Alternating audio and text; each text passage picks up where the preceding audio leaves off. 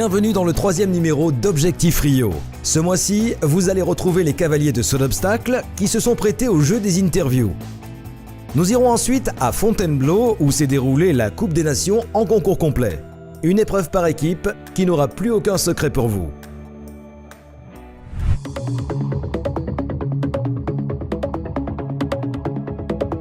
C'est dans un lieu chargé d'histoire que nous sommes allés à la rencontre des cavaliers français de saut d'obstacle. Sous la plus grande verrière d'Europe, au Grand Palais, les cavaliers tricolores et le staff fédéral ont profité du prestigieux saut Hermès pour donner une conférence de presse avec comme fil rouge les Jeux de Rio. L'exercice s'est déroulé devant de nombreux médias nationaux et montre à quel point les bons résultats des vestes bleues provoquent un engouement particulier auprès du public. C'est une popularité qui aujourd'hui va bien au-delà de la performance individuelle. Dans les différents championnats auxquels j'ai eu la chance de participer, on voyait surtout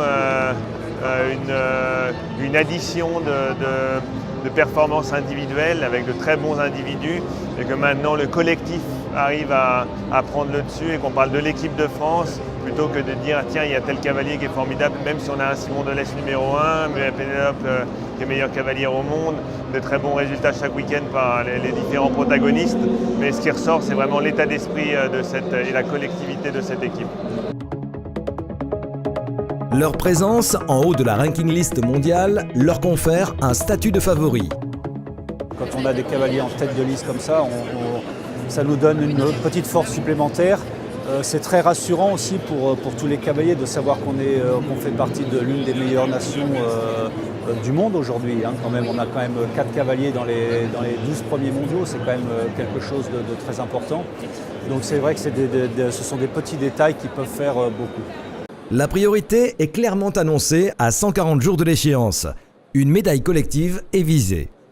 Mais ce qu'on veut déjà, c'est qu'il y ait une équipe qui soit forte autour du drapeau français et qu'on se batte comme des lions pour la médaille par équipe qui est quand même ce qui rapporte le plus en termes d'image pour notre fédération, défendre les couleurs de son pays, et nous allons essayer de faire une médaille par équipe. Après, il faut rester aussi modeste dans ce sens-là, mais si on n'a pas d'ambition, ça ne sert à rien d'aller au jeu. Les cavaliers sont à 100%. Le sélectionneur peut aujourd'hui compter sur un nombre de couples, tous très concernés. La Fédération française d'équitation a su mobiliser tous les acteurs principaux de la discipline. Suffit pas d'avoir un bon cavalier, bien évidemment, suffit pas d'avoir un bon cheval, ça serait assez simple. Mais il faut réunir à la fois un propriétaire qui a un engagement sportif, qui a un idéal olympique, qui a envie d'aller jusqu'au bout. Il faut un très bon cavalier avec qui il s'entend parfaitement. Et puis, il faut bien sûr le cheval exceptionnel pour pouvoir aborder ces épreuves qui sont préparées longtemps à l'avance. C'est une volonté de la fédération qui a quand même ouvert ce groupe pour motiver des gens comme moi qui sont encore un petit peu en arrière, il faut quand même dire les choses, des propriétaires également. Serge Lecomte disait tout à l'heure, dans ce sport, c'est un trio. Et là-dessus, je trouve qu'il a eu vraiment une très bonne parole, puisque effectivement, savoir motiver les gens pour garder ces chevaux athlètes qui sont demandés tout le temps, nous laisser la possibilité de les emmener partout et puis de les garder pendant autant d'années. Je trouve bien qu'il ait accentué le discours un petit peu en pensant aux propriétaires. Et aujourd'hui, je crois que la France compte vraiment une équipe de propriétaires cavaliers assez sportive et qui ont envie de ces jeux. La saison de concours complet est repartie tambour battant. Après la première étape du Grand National de Saumur, une forte délégation française a participé au CICO 3 étoiles de Fontainebleau. Cette épreuve de l'Eventing Tour est la seule à proposer sur le territoire français une Coupe des Nations. Une formule que Thierry Touzin apprécie particulièrement. Moi je trouve cette formule très intéressante, déjà sur le plan sportif. C'est très bien cette forme de Coupe des Nations. Je trouve que c'est pas assez valorisé même, mais je trouve que ça donne un peu de piment. Les coupes d'aujourd'hui, on ne peut pas dire qu'il manquait d'expérience. Mais il y en a beaucoup à courir et ça m'a permis depuis quelques années, on va continuer de lancer quelques nouveaux couples qui sont un petit peu à fabriquer et ça leur permet de prendre de l'expérience. Parce qu'après, quand ils arrivent sur une équipe nationale, sur un championnat d'Europe ou du monde ou des Jeux Olympiques, quand on a déjà couru dans cette formule, ça aide. En Coupe des Nations, ce sont 4 Français qui ont le privilège de porter la casaque bleu-blanc-rouge pour l'équipe. Une configuration qui sort de l'ordinaire. C'est quand même assez particulier. Déjà, il y a un choix qui est fait d'équipe, parce qu'on est quand même un certain nombre de Français au départ, mais on en choisit 4. Ensuite, il y a l'ordre qui est décidé. Et tout ça, c'est des choix stratégiques que fait l'entraîneur. Et après, nous, on essaye de s'entraider entre nous pour essayer d'arriver au meilleur résultat possible. Que l'on soit en individuel ou par équipe, c'est quand même assez différent. Alors on fait la même épreuve, évidemment, c'est le même dressage, même cross, même concours hippique.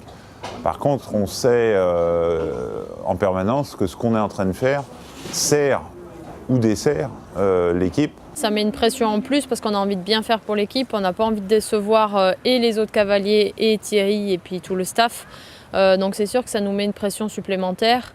Maintenant, après, il faut qu'on monte comme on sait faire. Même pas même trop serré. Et puis voilà, tu tournais du coup assez vite quand même au dernier guet. Assez vite. Tu réceptionnes. Rentrer dans l'équipe, c'est aussi mettre ses ambitions individuelles de côté. Il faut appliquer les consignes du sélectionneur et se fondre dans une stratégie collective afin d'obtenir le meilleur résultat. Il faut regarder ce qui est le plus important à gagner. Est-ce que prendre des risques pour une éventualité de chance individuelle ou en prenant ce risque et en ratant et en perdant, je fais perdre mes 3 autres équipiers et en plus le staff et la fédération et le pays. Donc je pense que de temps en temps, il faut remettre un peu le poids dans la balance et voir que quand même les médailles par équipe sont les plus belles, sont le plus partagées. Pour Xavier Goupil, le vétérinaire fédéral en charge du concours complet, Fontainebleau fut l'occasion de collecter des informations en situation de compétition.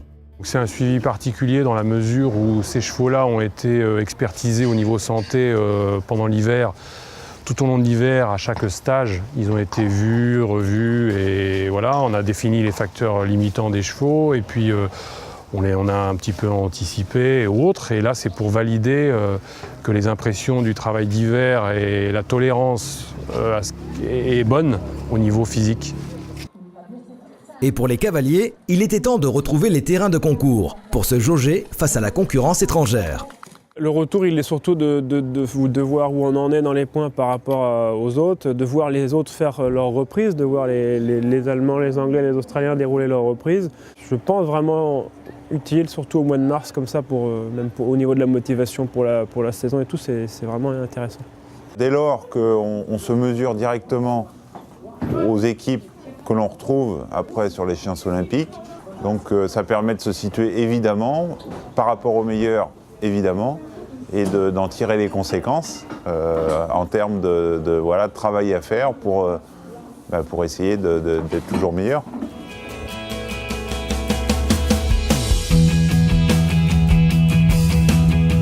C'est pour toutes ces raisons qu'une Coupe des Nations reste une épreuve à part entière. On vit des émotions communes, on perd ensemble, on gagne ensemble. Les Bleus termineront second derrière l'Allemagne de ce CICO de Fontainebleau. Une très bonne entrée en matière pour aborder la suite de la saison avec plein de motivation et d'ambition.